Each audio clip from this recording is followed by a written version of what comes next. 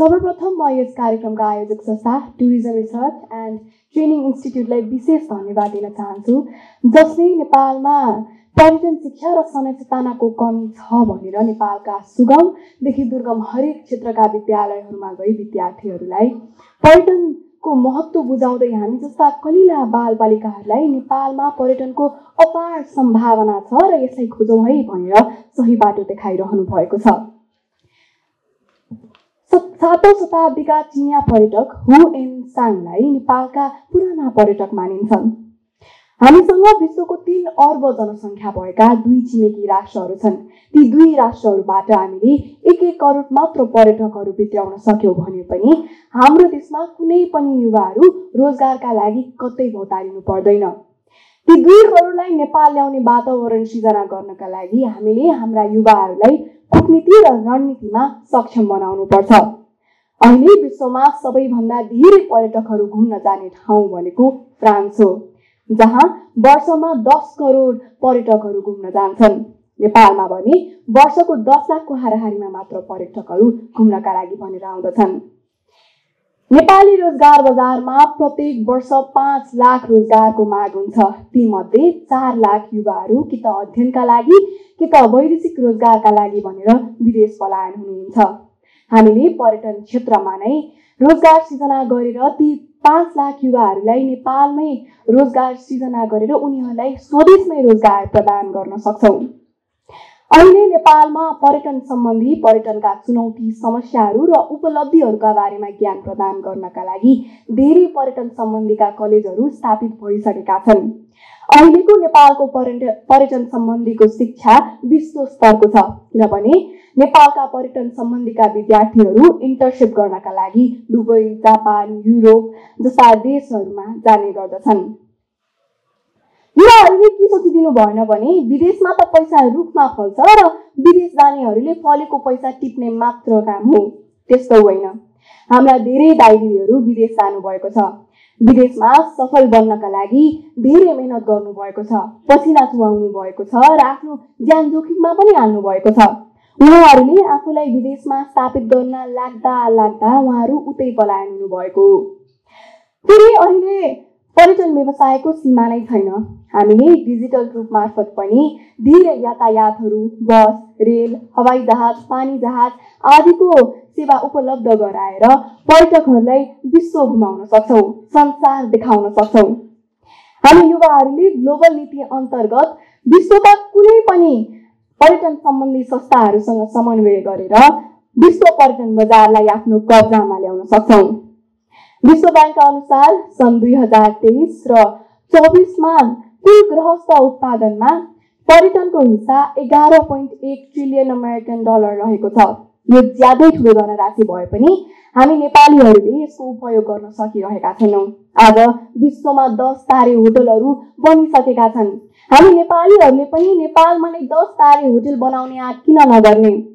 सन् 2013 मा भारतीय नागरिक रितेश अग्रवालले खोलेको र सञ्चालन गरेको ओयो हस्पिटालिटी चेन कार्यक्रमले आज होटल व्यवसाय क्षेत्रमा राम्रो आम्दानी गरेको छ। त्यस्तै हामी नेपालीहरूले पनि पर्यटन क्षेत्रमा नै केही सृजनात्मक र रचनात्मक कार्य गरेर राम्रो आम्दानी गर्न सक्छौं। त्यसै भारतका सबैभन्दा धनी व्यक्ति मुकेश अम्बानीका बुबा धीरुभाइ अम्बानी पनि सन् 1970 तिर दुबई गएका थिए वैदेशिक रोजगारका लागि। तर पछि उनले आफ्नै देशलाई धनी बनाउनु पर्छ भन्ने सोचका साथ गुजरात फर्किएर डिजेल पेट्रोलको व्यवसाय सुरु गरेका थिए। त्यति बेलाको उनको सानो लगानी अहिले विश्व स्तरको बन्न सफल भएको छ। त्यस्तै हामी नेपालीहरूले पनि पर्यटन क्षेत्रमा लगानी गर्ने हो भने भोलिको विश्व पर्यटन बजारका बादशाह हामी नै बन्नेछौं। हामीहरूले यस्तै साना लगानीहरू गरेर पर्यटन क्षेत्रमा राम्रो आम्दानी गर्न सक्छौं, सफल बन्न सक्छौं, युवाहरूलाई रोजगार दिन सक्छौं।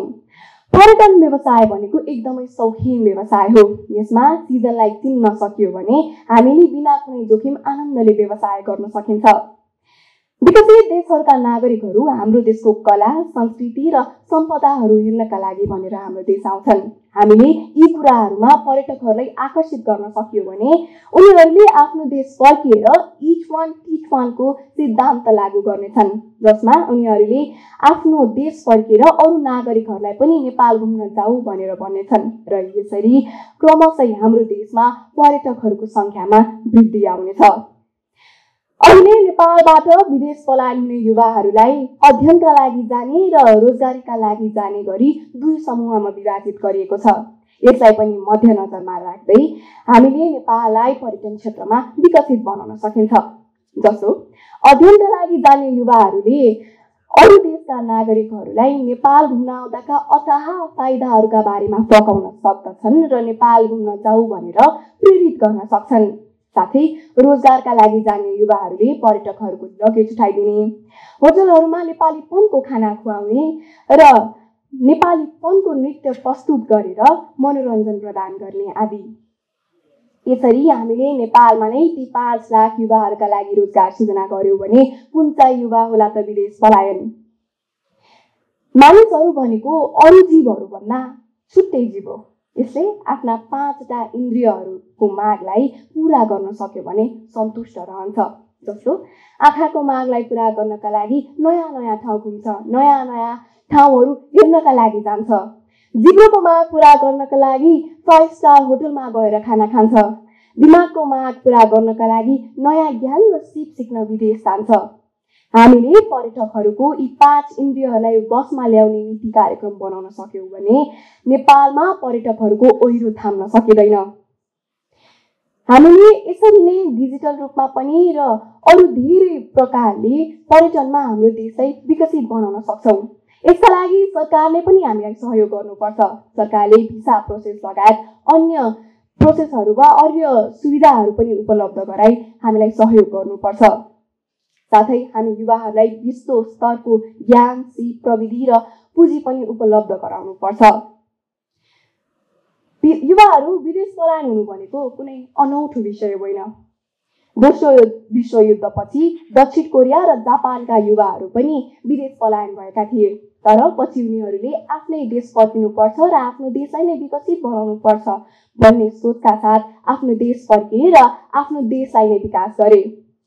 आज विश्वमा सबैभन्दा धेरै युवाहरू विदेश पलायन हुने देशहरूको सूचीमा हाम्रो देश नेपाल 12औं नम्बरमा पर्दछ।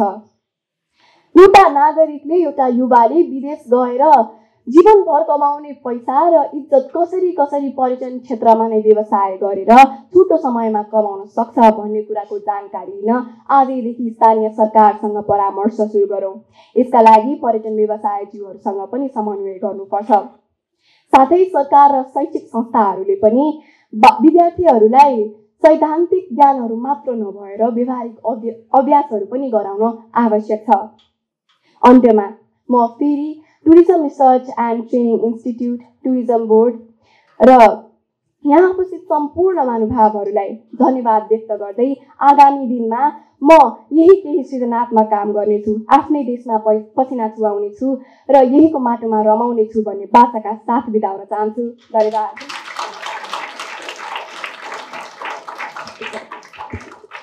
धेरै पछि यस्तो प्रष्ट नेपालीमा यो उमेरको युवाले बोलेको सुनेको मैले। त्यसको लागि थप ताली प्रिन्सालाई।